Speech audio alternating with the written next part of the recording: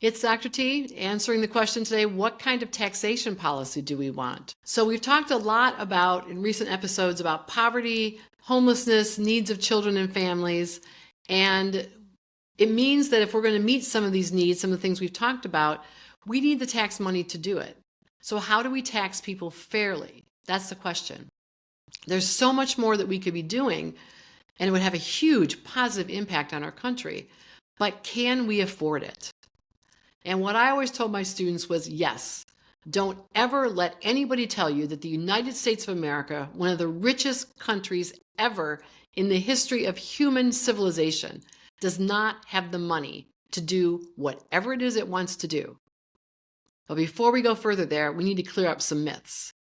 Now, since Ronald Reagan in the 1980s, the political right and the Republican Party have sold us a bill of goods about tax cuts for the wealthy and what they do. So there's this idea that corporations, people who've got a lot of money, are what they call job creators. And we need to put money in their hands so they can invest it. And that when they invest it, it will create jobs for the rest of us, and then we'll get our share. Reagan himself called this trickle-down economics. George Herbert Walker Bush called it voodoo economics in 1980 when he ran in the Republican primary against Ronald Reagan. He said it was crap and it wouldn't work. As soon as he became Ronald Reagan's running mate, however, he started singing the praises of this so-called trickle-down economics. Well, we have gone back and forth between Republican and Democratic administrations since 1980. So we have 45 years of data to look at. It's very, very clear that after this time, cutting tax dollars and giving it to the wealthy, giving the wealthy more money, does not help the rest of us. Job creation is stronger under every Democratic administration than it is under Republican administrations. The money does not trickle down. More jobs are created and the economy does better for everyone when the tax rate for corporations and wealthy individuals are higher, which is what they are under Democratic administrations. Why is that the case? I mean, it sort of makes sense, right? This whole trickle-down idea. Well, the problem is the wealthy do not spend the money. They hoard it. They buy back the stocks to increase the stock value and make the CEOs look better so they can get their big quarterly bonus. And what happens is the wealth gap grows between the very richest and the very poorest. And so we are now living in a second Gilded Age. That's part of how we got into this mess. People know they're getting screwed and everybody keeps promising to help them. And so far, nobody has, because the taxation rate, getting the taxation rate up on the wealthy where it needs to be, it doesn't stay there. We ping pong back and forth.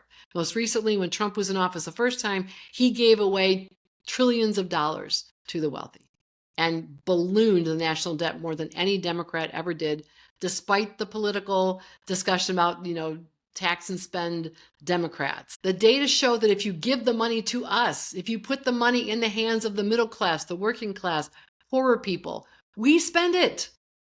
And guess what capitalism needs? People spending money. The economy does better when people who have less money get more of it because they spend it. We keep the economy going. So, how is raising taxes for everyone a good idea?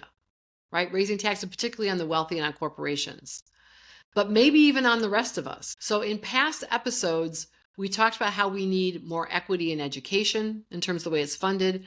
We need better access to mental and physical health care. We need paid parental and sick leave for every family, for every parent. We need high quality, affordable childcare so people have children and they're well taken care of, like almost every other Western industrialized country does. They're actually taxed at higher rates than we are, but they also get more for it. Not just the things I just talked about. They get things like 4 to 6 weeks of paid vacation. Everybody. Can you imagine? Many of us don't get any paid vacation. If you're an hourly worker, you're unlikely to get any paid vacation. But we might get 2 or 3 or even 4 and think we're lucky. Other countries get more.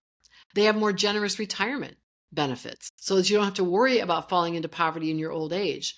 In some countries, they have shorter work weeks. You don't have to work 40 hours for a full week. You might work 36, or in some cases even 32. How do they do it? They do tax everyone more, but they give them more for it. So I want to show you this study. It's a study that was done in Harvard Business School. And we're going to read this starting in this column. It shows that this is the column that they ask people, what do you think is a fair tax system? How should we tax people?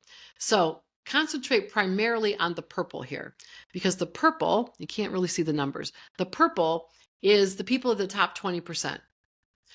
So there you can see that these are the quintiles. This is 100%, this is 80%, 60, 40, etc. That's what those numbers are.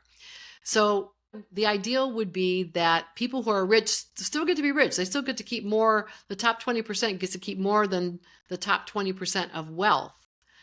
It's not that we don't like rich people. It's not that we begrudge them being rich. We just want them to pay more. This middle bar represents how people in the United States thought wealth was distributed. So you can see that they think the wealthy keep twice, if you focus on the purple here, twice the amount of wealth that they've deemed to be fair. This column over here represents the actual amount. The wealthy actually get 3 times the wealth that people in the United States think would be fair, given their economic position. What's very interesting about this first column is that this is what most Western industrializations use for their taxation. They use this rate of taxation on the wealthy, and they are able to use that money to pay for all of the things that we've been talking about. It is not impossible. Those countries are not as wealthy as we are. They haven't done as well in recovering from COVID as we have. We have the resources to bring ourselves into an alignment where everybody gets a fair shake and everybody gets to get care when they need it. We don't have to live like this, where the wealthy get it all.